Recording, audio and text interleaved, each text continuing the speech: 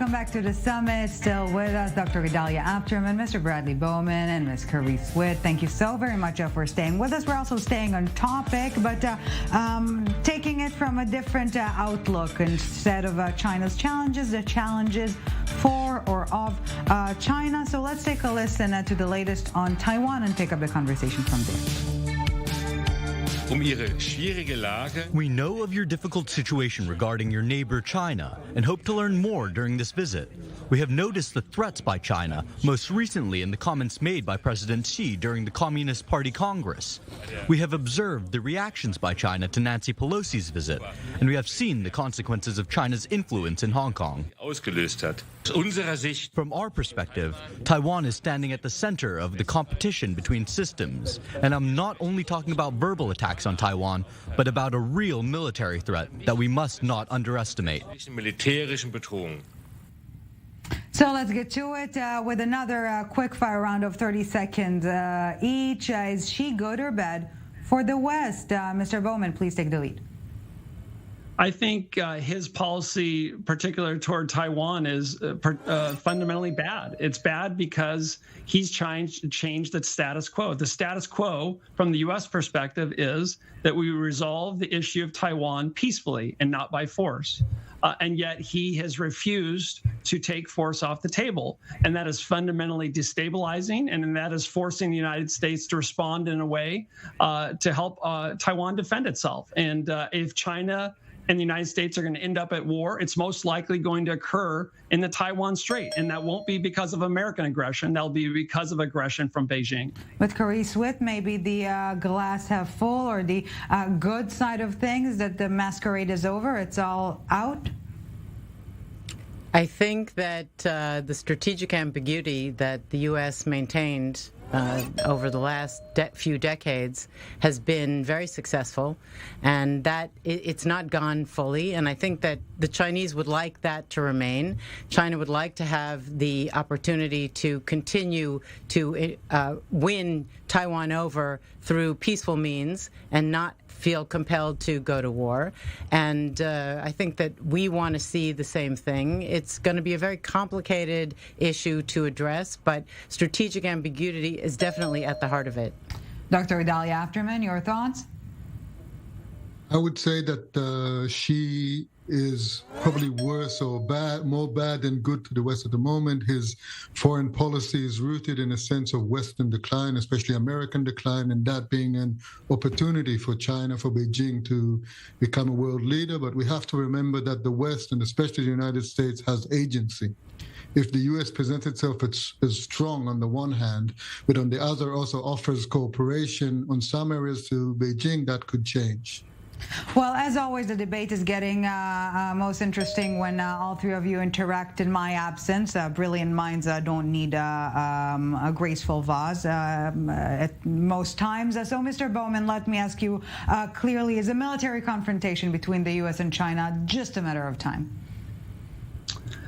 I fear that it may be, not because of anything the United States is doing, but because of Beijing's policy, as has been underscored in the last week.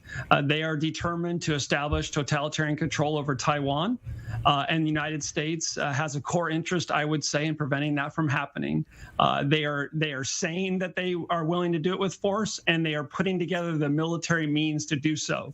That is the essence of a threat: intent and capability. They have the intent, and they're building the capability, and it may just be a matter of time. What will change that is what the steps the U.S. and Taiwan take now in the next few years before something potentially happens as early as 2027.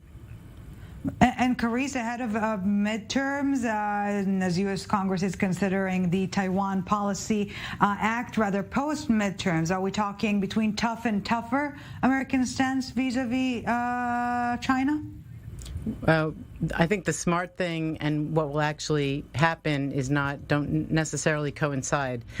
Tougher, I think deterrence is the name of the game, and showing strength is definitely a core weight for deterring any difficulties over Taiwan.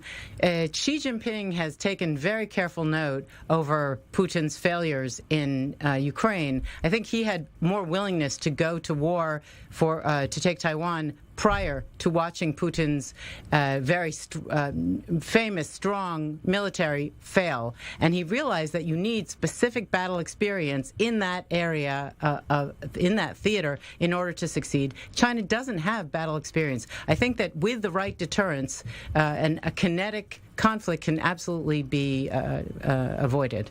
And speaking of lessons learned from Ukraine, will the U.S. fight for Taiwan if and when? Is that to me? Please chime in. Well, I'll say that I'm not convinced yet. I think that a model as we're seeing in Ukraine might be more likely, where the U.S. will provide a lot of weapons and a lot of support, but might be unwilling to join in to the actual fighting and to confront China directly. I think the Chinese are kind of counting on that. And just over the weekend, Australia and Japan updating their security pact. Is the bid for Pacific NATO gaining momentum now in light of what we're seeing in Beijing, or still a far-fetched notion, Mr. Bowman? I think we're a long ways from NATO in terms of a formal collective defense agreement with an Article 5 component. I'd hasten to add that the U.S. already has a treaty alliance with Japan and South Korea and others, but a NATO, I think, we're a ways away from that. Just on the earlier point, real quick, in talking about lessons learned in Ukraine, I think Beijing has seen that if free people are determined to defend their homes, and that may make them think twice.